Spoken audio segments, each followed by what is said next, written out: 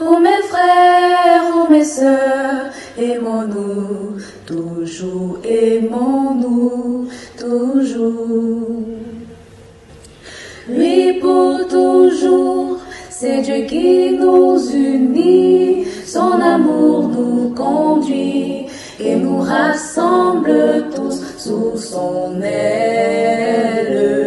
Par le lien de l'esprit, soyons toujours unis. Oh mes frères, oh mes sœurs, aimons-nous, toujours aimons-nous, toujours. D'où viennent les querelles et d'où viennent les haines parmi les enfants de ce royaume? Dans la vie nouvelle, brûlons ces choses vaines.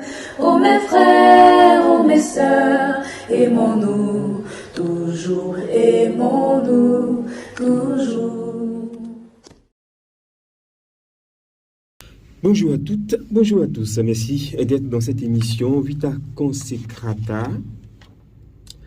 Alors, cette émission nous parle de la vie religieuse au cœur du diocèse de Grand-Bassam, mais la vie religieuse tout court. Les acteurs que nous choisissons, puisqu'ils sont à portée de main, sont pour l'instant du diocèse de Grand-Bassam ou en mission dans le diocèse de Grand-Bassam. Pour aujourd'hui, nous aurons à parler de l'histoire de la vie consacrée en Église. Pour parler de l'histoire de la vie consacrée en Église, nous allons recevoir aujourd'hui, nous avons pour invité aujourd'hui le père Firmin Bousson. Il est religieux orioniste. Il est en service ou en mission au centre technique d'Honorion de Beaunois. Il ne sera pas seul, il sera avec la sœur Nadine Nomel, qui elle aussi est missionnaire, mais claritaine, en mission au phare. Elle est en charge de l'éducation des tout-petits à travers l'école maternelle Étoile de la Mer. Il faut déjà dire que le centre technique d'Honorion est un centre médical? Non, centre de formation. De formation professionnelle. Ah oui, d'accord. Et là-bas, on forme qui? On forme les stagiaires aux filières ou bien au métier de plomberie, électricité, mécanique générale, mécanique auto, maçonnerie, menuiserie. On y adhère par concours, affectation? Oui, pour le niveau CAP, il y a un test de recrutement. Et puis bon, le niveau BT, c'est affectation. Ou bien un particulier peut venir s'inscrire aussi. Ouais. Intéressant. Super, c'est bien. Et l'école maternelle Étoile de la Mer, là-bas, vous avez combien de classes? Nous avons, disons, 3 classes normalement. C'est la petite section, la moyenne et la grande section. Nous avons 5 classes. Comme bâtiment. Voilà. Alors, je ne sais pas pourquoi est-ce qu'on vous a mis ensemble pour nous animer ce thème, mais je crois qu'on est déjà bien parti. Parce que c'est l'action de l'Église. On va parler de l'action de l'Église, de la mission de l'Église dans la vie communautaire. Et cela ne date pas d'aujourd'hui. C'est pour ça qu'on va parler de l'histoire, l'historique de la vie consacrée. Mon père, qu'est-ce qu'on doit savoir sur l'histoire de la vie consacrée en Église? Il faut dire que la consécration part de Jésus, c'est l'imitation de la vie de Jésus. Et donc, parlant de consécration, on va parler de l'histoire de la vie consacrée, du moins on va parler de ces personnes-là qui ont regardé ou entendu Jésus vivre et vont essayer de l'imiter d'une manière, d'abord peut-être personnellement ou alors en communauté. Ma sœur? Bon, je pense que ce que le père Firmin a dit, c'est la même chose, mais il faut seulement reconnaître ou bien dire que la vie religieuse sont des personnes humaines qui décident de se mettre ensemble pour vivre un idéal commun, tout simplement. Ce ne sont pas des extraterrestres, mais des personnes humaines. Voilà. Et vous avez, comme toute vie d'ailleurs, Quand on parle de la nation ivoirienne, on parle d'une nation, il y a un idéal commun, il y a un ancêtre. Il y a... Vous, dans la vie religieuse, c'est pareil? Oui, justement. Toute vie religieuse a un ancêtre, un fondateur, une spiritualité. Oui. Justement, on va parler de fondateur ou de fondatrice. Voilà. Fondatrice pour les communautés religieuses féminines et fondateur pour les communautés masculines. À quoi répond, à quel besoin, à quoi répond cette constitution? Vous vous mettez ensemble pour quoi? Depuis quand? Bon, c'est pour le besoin de la mission, mais aussi on se sauve ensemble. Voilà, on se sauve ensemble. Et ça va commencer peut-être à l'époque du monachisme. Voilà, à l'époque du monachisme. Ça veut dire quoi? C'est vous qui êtes allé à l'école, hein? Ne venez pas nous emmerder ici. À l'époque des moines, voilà, le monachisme. Voilà, vous voyez, monachisme, voilà. Moine. Voilà. Qu'est-ce que vous avez sorti encore comme diminutif pour nous aider à comprendre? Voilà. C'est qui est moine? Les moines, ce sont des personnes qui vont se consacrer à Dieu, qui vont souhaiter vivre un idéal. Et dans un premier temps, ils vont se retirer du monde. Ça sera l'époque des ermites. Voilà, les anachorètes. Vous revenez encore avec des mots. Oui, justement, ça dit il faut dire les choses par leur nom. On pourra maintenant allez-y. Voilà. Les ermites, ce sont des personnes qui vont se retirer dans un endroit pour vivre seuls, spécifiquement par exemple au désert. Et donc avec ceux qu'on appelle les anachorètes, eux, ils vont aller rencontrer un maître, mais ils vont se détacher pour vivre à côté du maître. Et donc il y a cette forme de vie seule, la solitude. Et dans cette vie de solitude-là, ils vont se mettre à la contemplation, ils vont travailler pour gagner leur pain, ils vont s'adonner à la prière. Mais il y aura un passement, parce que une autre forme va advenir avec ceux qu'on va appeler les cénobites. C'est-à-dire, eux, ils vont préférer, au lieu de vivre seuls et détachés, ils vont se mettre ensemble.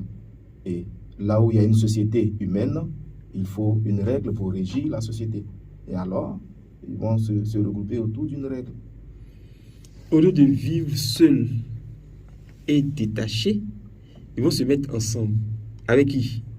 Ensemble avec un responsable, un fondateur. Mais ensemble avec le Christ, bien sûr. Vous nous faites voyager avec vos mots ermite, auprès du responsable, fondateur, anachorète, à côté et avec le Père Fumé. Il ne faut pas me fatiguer ici. Et ils vivent détachés de qui? Ils se rattachent à qui? Ils vivent détachés, ça veut dire qu'il y a une certaine solitude. Ils vivent seuls. Ils n'ont pas droit de visite. La visite, oui, des personnes peuvent venir les visiter, mais eux, leur quotidien, c'est le seul qu'ils le font. D'accord. Voilà. On en a ici en Côte d'Ivoire? Oui.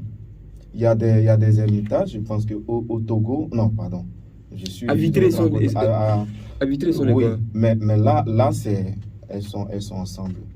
Quand vous dites ensemble, c'est de ça que vous parlez? Elles sont ensemble, oui. À Vitré, elles sont ensemble. Elles vivent en communauté? Oui, c'est une communauté. D'accord. Mais quand vous dites elles ne vivent pas ensemble, elles vivent détachées, c'est quoi? Ils vivent détachés. Dans le désert, par exemple, le candidat à la vie d'ermitage, c'est-à-dire qui veut devenir... L'individu? Oui, l'individu. Après avoir rencontré un maître qui va l'accompagner dans cette expérience, il se retire et il crée peut-être un habitacle, une petite maison, il peut demeurer dans une grotte, voilà. Et puis... Seul? Seul. C'est comme ça a commencé. Mais après, avec bien sûr les tentations, avec même les faiblesses humaines, il y a eu le désir de se rapprocher, quand même. Voilà, pour porter cette expérience ensemble. Et donc, on va passer de la vie seule à la vie en communauté. Ah, d'accord. Voilà. D'accord, c'est cela votre gros mot monachisme. Voilà, c'est cette première période. L'époque des moines. Ensuite. Voilà, ensuite. Et voilà, et donc, cette époque va servir de tremplin pour toutes les autres réalités religieuses qui vont venir. On a les figures de Saint Jérôme, Pacôme, Basile et Benoît surtout, qui va proposer une règle assez alléchante, assez intéressante. Et d'autres personnes, des personnes qui Pourquoi? vont... Que dit la règle? La règle de Saint Benoît, je ne peux pas détailler ici parce que cette règle-là va toucher même l'organisation de la société, le quotidien de l'association ou bien de la communauté. Permettez que j'utilise ce thème-là, le quotidien de la communauté. C'est donc lui qui a créé le modèle de la règle de vie. Voilà, c'est en fait un modèle. Le côté spirituel, la question du travail, la question, etc., la question de la mission, c'est tout un ensemble. Et donc, cette règle-là va servir d'inspiration pour des personnes qui vont venir faire expérience. Va servir d'inspiration pour ces personnes-là. Et quand ces personnes-là vont partir, retourner dans le monde, oui, d'autres vont vouloir continuer cette expérience-là à partir de la règle de Saint-Benoît. Avec le père Firmin Bosson de la congrégation d'Honorion et la sœur Nadine Nomel, missionnaire clairitaine, nous parlons de l'histoire de la vie religieuse. Ma sœur, vous avez dit jusque-là que la vie religieuse, c'est l'expression de l'action ou la conséquence de personnes qui décident de se mettre à part pour vivre ensemble selon une règle de vie. Oui, ce que je voudrais dire aussi, c'est que c'est pas seulement décider soi-même. Il faut savoir que la vie religieuse, c'est déjà un don que Dieu fait à son Église, à chacun de nous. Donc, tu peux décider, mais si tu n'as pas reçu ce don-là, je pense que tu ne peux pas vivre avec des personnes inconnues. Reçu ce don. Comment on reçoit ce don? Ben, c'est un don. Dieu donne la grâce pas à tout le monde de vivre cette vie. La vie consacrée, c'est quoi? Ben, c'est un don de Dieu. La vie consacrée, c'est un don de Dieu. Faite à son Église, c'est tout. Voilà. Vous diriez la même chose? Il va confirmer. C'est quoi la vie consacrée? Pourquoi vous voulez qu'il confirme? Mais c'est ce qu'il y a. Ne lui faites aucune suggestion. Ma soeur, ne lui faites aucune suggestion. Oui, la vie consacrée, effectivement, c'est un don de Dieu. On ne devient pas religieux par soi-même. Voilà, c'est une vocation, c'est un appel. Et l'auteur de l'appel, de la vocation, c'est Dieu. C'est pour cela on dit, bon, c'est un don de Dieu. Voilà. Fait aux hommes, à l'Église et aux hommes, voilà. À l'Église et aux hommes. Mais la vie consacrée, c'est un don que la personne fait de soi-même à Dieu en réponse à l'appel pour servir Dieu et servir les hommes dans l'Église, pas en dehors de l'Église. Dans l'Église. Pourquoi vous dites dans l'Église? Oui, parce que tu es fils de l'Église. Tu contribues, ta mission doit rentrer dans le canevas de la mission de l'Église. Voilà. Et comment on fait pour rester dans l'Église alors? Oui, mais déjà même les constitutions au niveau des congrégations, c'est validé par l'Église. Ah. La mission, oui, la mission de la congrégation est reconnue et soutenue par l'Église. Vous, dans le cas espèce, la congrégation de Don Orion Kant, votre saint fondateur a créé sa règle de vie. Oui. C'est d'abord lui qui a créé sa règle de vie. En calquant ça sur le modèle, le prototype existant. Mais c'est lui d'abord qui a créé sa règle de vie. Oui, justement. Il a créé sa règle de vie, mais cette règle de vie va soumettre à l'Église pour que ce soit validé. S'il soumet que l'Église ne valide pas, il ne peut pas l'appliquer. C'est si décide la vie. Ok. Voilà. C'est pour cela c'est dans l'Église qu'il s'en suivit. Avec bien sûr l'accompagnement de l'Église. C'est ça. L'histoire de la vie religieuse, qu'est-ce qu'on peut savoir? Qu'est-ce qu'on devrait savoir encore? Parce qu'en fait, si on connaît notre histoire, on peut mieux vivre son présent et puis faire des projections pour le futur. Mais si on ne connaît pas notre histoire, on risque de vivre dans la cacophonie et d'oublier d'où on vient. C'est pour cela que cette émission a lieu, pour rappeler à la mémoire vive, à la mémoire respirante aujourd'hui, ce qu'est l'Église, d'où vient l'Église, que fait l'Église, que recherche l'Église. Donc je vous écoute, mes chers avocats, de la vie religieuse, l'histoire de la vie religieuse. Voilà, maintenant c'est bon. Que fait l'Église maintenant, comme tu as dit, l'histoire de la vie religieuse. Ce qu'il faut retenir, c'est que la vie religieuse n'est pas née, comme on dit, abuserait les autres au hasard. La vie religieuse a un point de départ et elle continue. On ne va pas dire qu'elle va s'achever parce que l'Église continue de vivre. Tant que l'Église existe, la vie religieuse existera. Donc, nous avons un point de départ que le Père Firmin a essayé de parler de ça. Il a dit quoi? Il est parti du 3e siècle, non? Avec... le je ne vais pas encore vous ramener les gros mots. Voilà. Les anachorèses, Zénobie, tout ça, on ne va pas parler de ça. Il faut seulement retenir que la vie religieuse est née déjà bien avant le 3e siècle, mais on s'est accentué sur le 3e siècle, avec les figures comme Saint-Antoine du désert, et Saint-Albert le Grand, Saint-Benoît. Voilà. Donc il y a des personnes qui ont vécu cette vie religieuse et qui nous ont inculqué, ou bien si tu veux, des personnes qui ont vécu la vie religieuse, voilà, dont certaines personnes se sont inspirées. Voilà.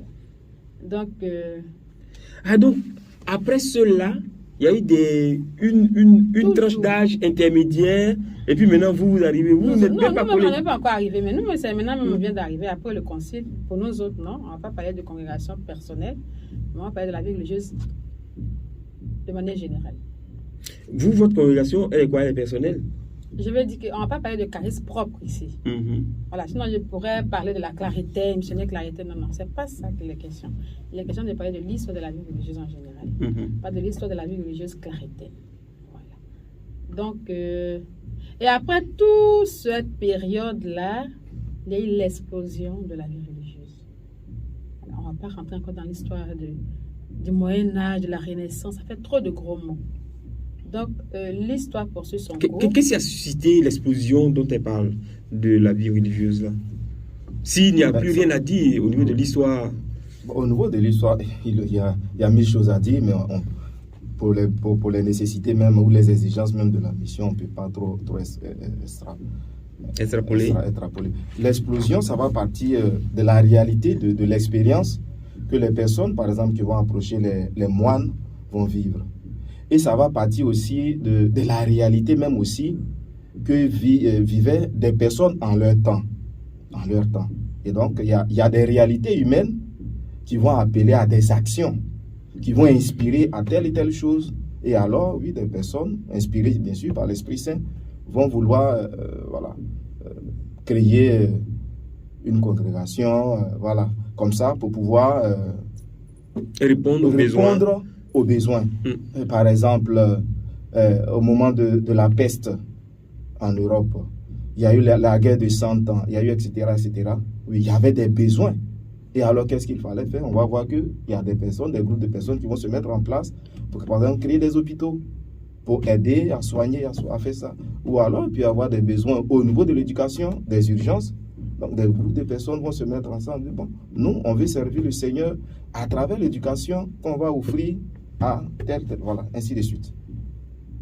Et moi, je voulais juste rappeler l'expression qui a motivé aussi nos dévanciers, mais nos ancêtres dans la vie religieuse à épouser cette forme de vie-là.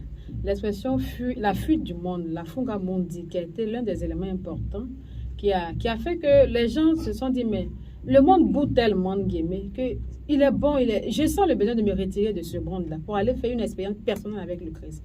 Ce qui a suscité nos ancêtres dans la vie religieuse à pouvoir se retirer du monde et aller seul dans le désert, comme le Père Firmin l'a rappelé. Je voulais juste rappeler ce fait-là aussi. C'est intéressant. Il y a un élément important, une motivation pour leur choix de vie à cette période. Et on suit le même schéma. Au départ, quelqu'un, lui, il décide de s'approcher d'un maître et puis après, il va vivre seul. Il fait son expérience. Après, ceux-là qui ont vécu comme ça ont décidé de mettre ensemble les résultats de leur recherche.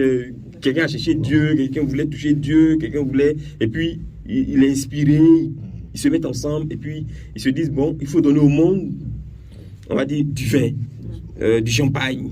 En fait, il faut créer pour que le monde puisse s'alimenter ou vivre. Et puis, on crée donc ces ordres ou ces institutions qui sont créées. Il faut venir en aide aux plus pauvres. Il faut aider ceux qui n'ont pas les moyens de payer les cours qui sont chers pour s'éduquer avec de petits moyens. D'accord? Et puis, tout doucement, vous avez dit explosion donc de vie religieuse avec plusieurs personnes qui se disent bon, il faut aider l'Église à répondre aux besoins de l'humanité. Il faut aider l'Église à être présente dans le développement, le processus de développement ou de la vie de la grande assemblée, de la grande communauté.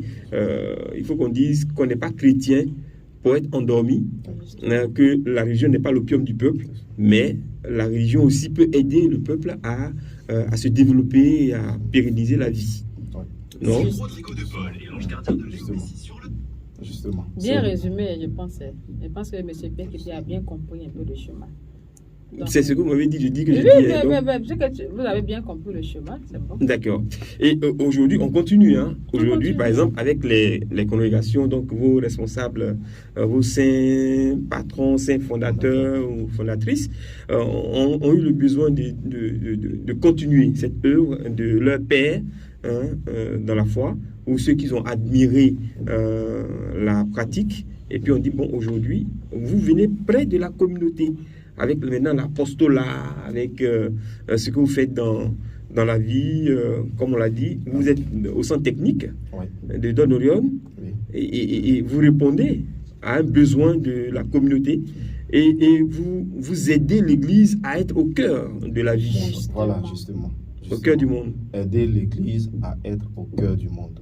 Témoigner de Dieu dans le monde. Alors, juste un petit retour en arrière par rapport à la réalité de la Fugamundi. C'est-à-dire, il y a eu un mouvement vers le désert. Fugamundi.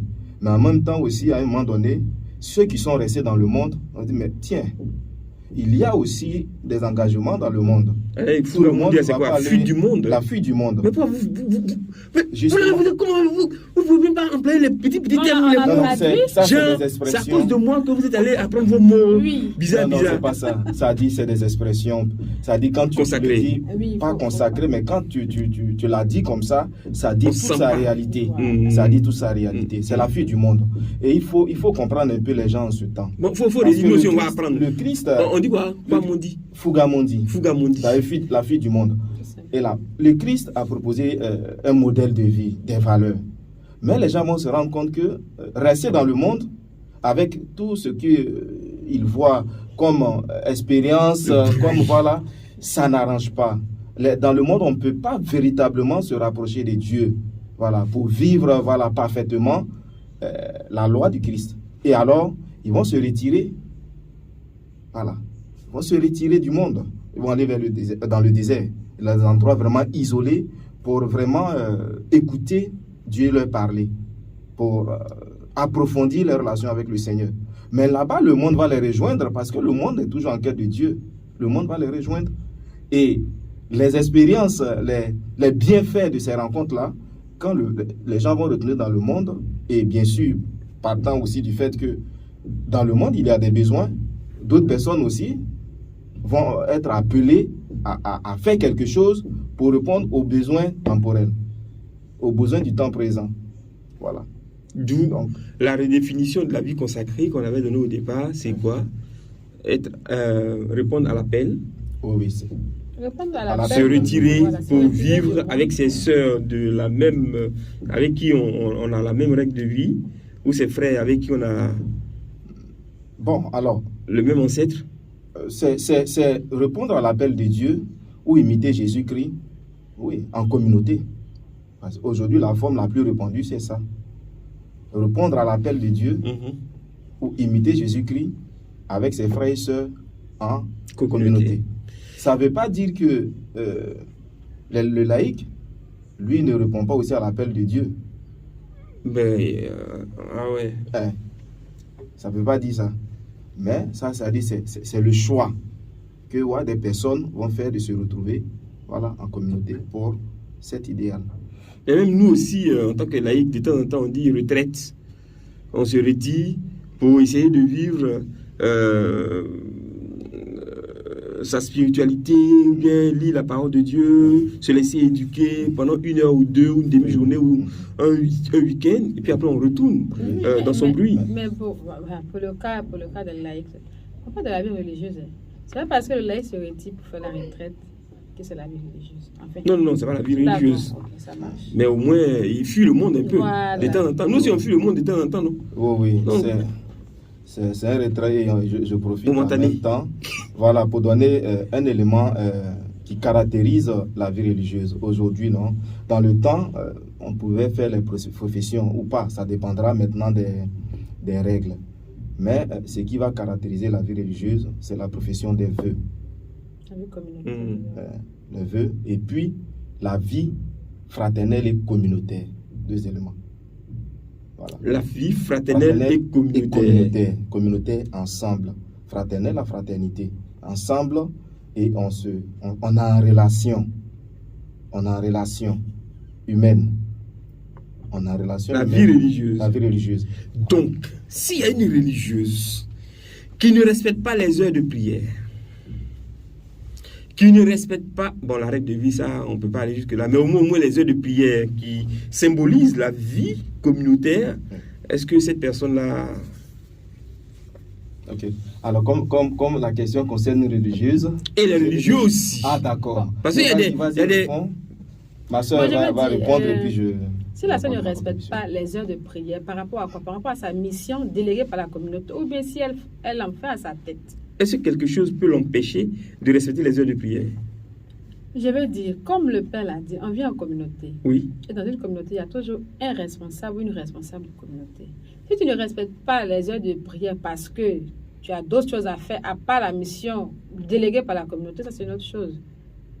Est-ce que le fait d'être délégué par la communauté à accomplir une mission peut empêcher un religieux ou une religieuse de vivre en communauté?